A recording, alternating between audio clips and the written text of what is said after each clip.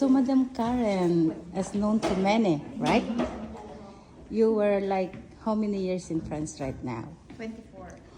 So we're just like the same age here in France. And how long you've been working here in Peninsula as spa?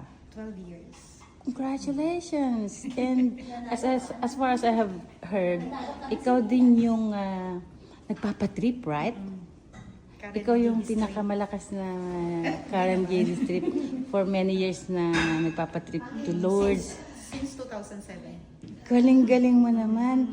At yung mga anak mo, Yung anak ko ngayon nagtatrabaho sa Basha, Premier Chef de Partie. Tapos yung bunso naman 14 years old na ngayong February 16. galing-galing naman, one of story na pwedeng kapulutan ng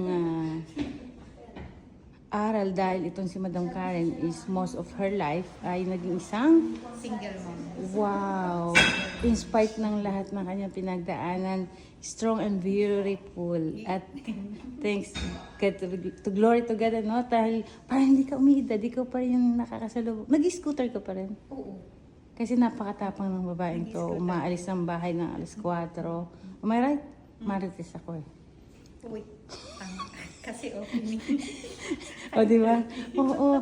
At magandang trabaho niyo dito. Oo, okay naman. Maraming benefits. Obviously, kasi kita mo nadala niya dito yung kanyang mga barkada. Namamasyal lang kami dito after ng lunch. At Ito katrabaho ko. ito si yung...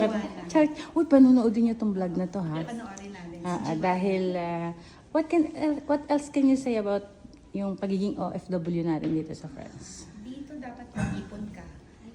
Aray ko ipon naman. Ka, para makasave ka in future, wag gastos ng gastos. Paano mo sasabihin ng best friend mo naman na si Ivan? Tagal na. 24 years na kami magkaibigan. Parang sinaktan mo naman kami kasi sinabi mong mag-ipon. 24 years. Yung inipon namin ni Ivan. Maraming pera. Ito, marami ng pera kaya hindi na kailangan mag-ipon. Amen. Amen. Amen. Kasi totoo yun. Bibihira yung all her life, he has been so generous and yet parang hindi naubusan ng pera. No? Bibihira yun sila yung mga... Oo, siya yun. Tama yun, siya yun. Totoo yun. Oo, kasi nga be with the positive people, di ba? And you will be just like them, ano? Kaya naniniwala ako doon. So, thank you para sa interview na to and you will be in my vlog anytime. Salamat sa iyong pagpapa-interview. Shoutout po ulit. Batiin mo naman yung mga kaibigan mo dito. Shout out sa aking mga kliyente, sa mga Karen and J District na client, at sa mga suki ko. Hello sa inyong lahat. Ayun! Sama kayo sa Patrip. Congratulations again for this wonderful job na